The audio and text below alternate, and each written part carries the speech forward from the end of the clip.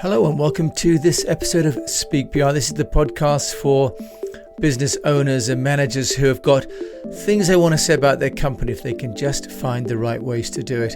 And on this program, we talk about the tools and the technologies and some of the case studies of how it can be done by companies big and small without really having a budget at all.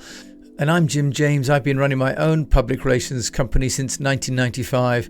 I've also run multiple businesses across Asia and the UK. So the experience I'm sharing here is from my own companies, but also from helping over 500 clients.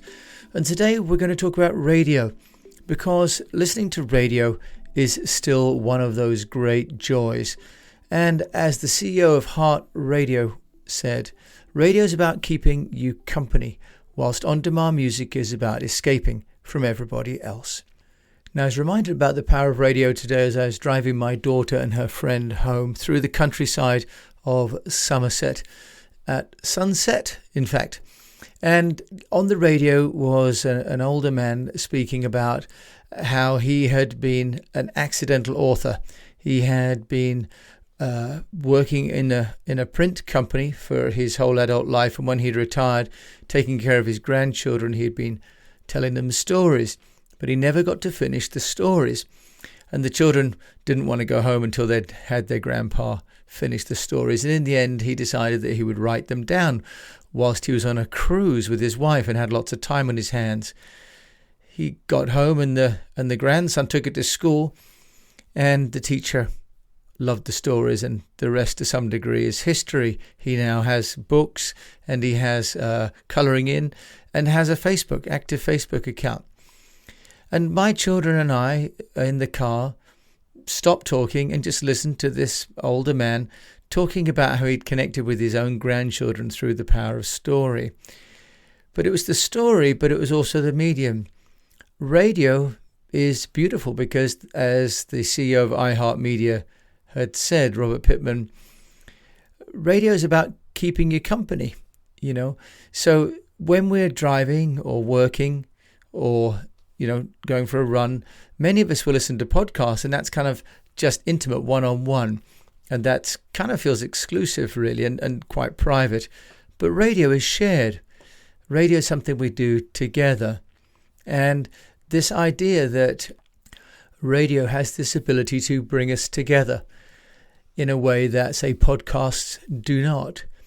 So we've got radio as an old medium, of course, predates TV. And in America, where, of course, the statistics are always so well kept, 93% of Americans are still tuning into radio versus some only 3 to 5% on podcasts.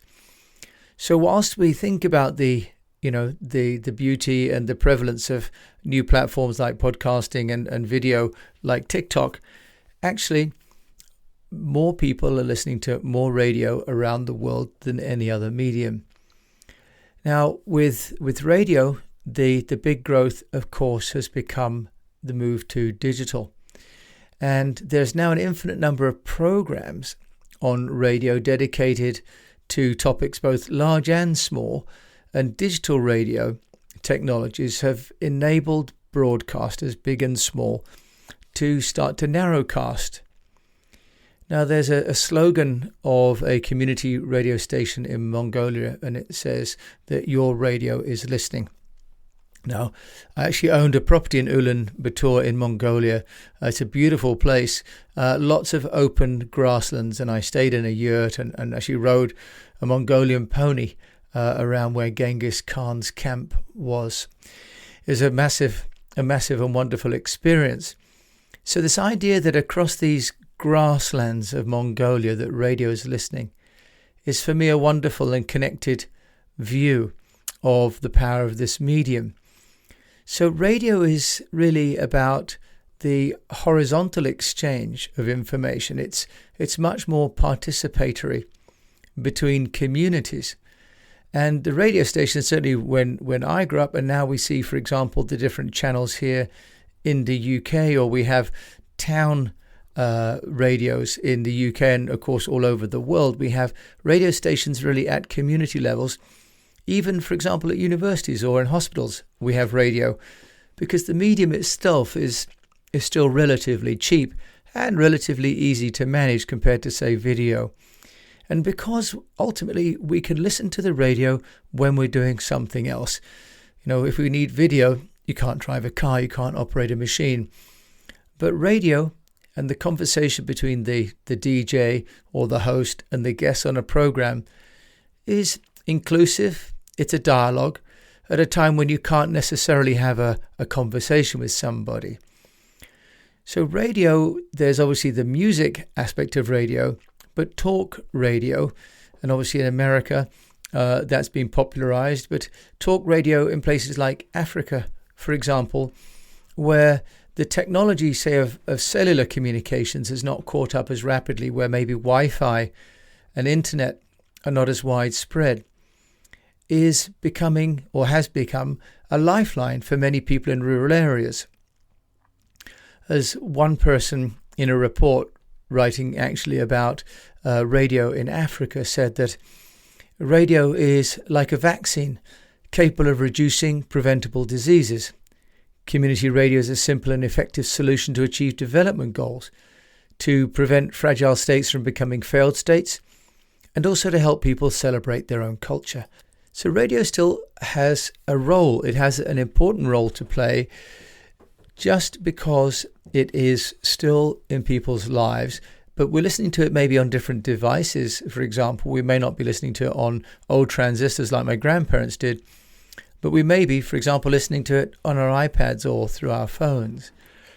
But one of the radio advertising trends as far back as 2018 was that radio is still reaching over 90% of the population versus, for example, 15% for Pandora or 5% for Spotify. 67% of millennials are still listening to the radio, but they're only 3% listening to Pandora or 2% for Spotify, for example. So radio is still a medium all over the world for us to communicate through advertising, but also through our public relations.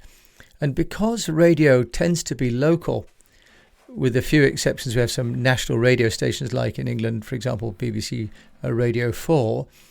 But because it's local, the radio lends itself really well to local stories.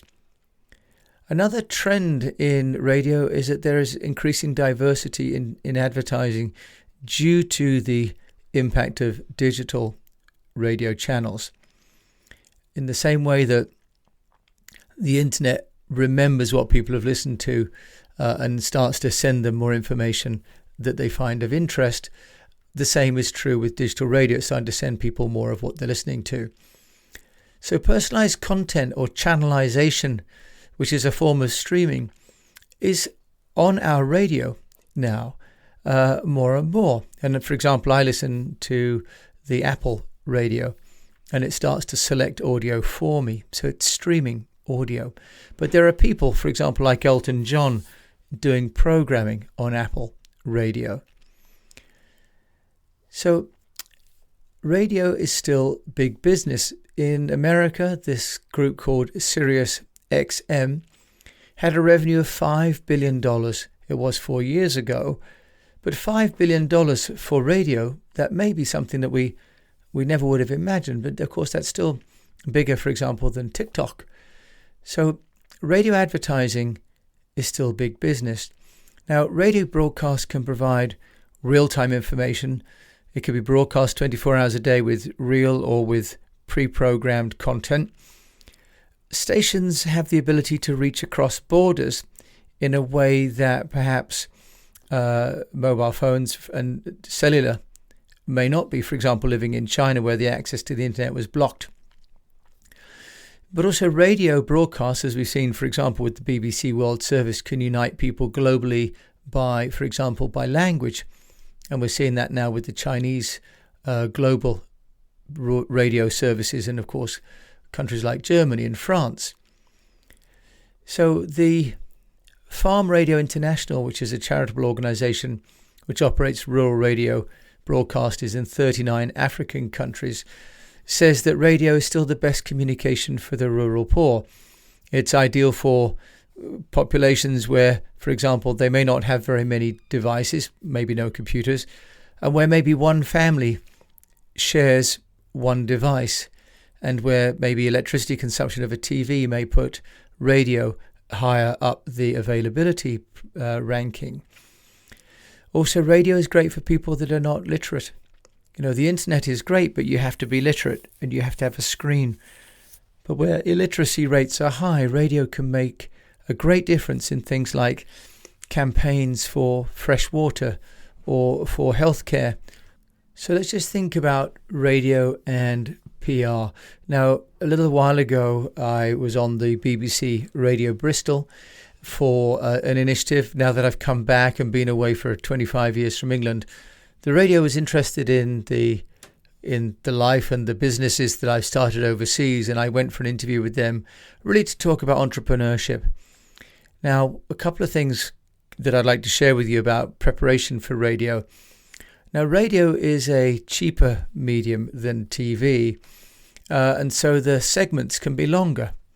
So even what may be a relatively low-level story about an Englishman who's lived in China and comes back to the UK after 25 years was a half an hour slot with the DJ, because we had some conversation about China and then a record. Then we had more a conversation about entrepreneurship and then a record, and so on. So in a way that sort of production time with TV could never have been allowed. So TV on the whole has very short slots. I've just done an interview now with a client for a video slot, and it's only 10 minutes. So radio tends to be longer as a medium. Now, secondly, is the person on the radio, as it is on the TV, that matters.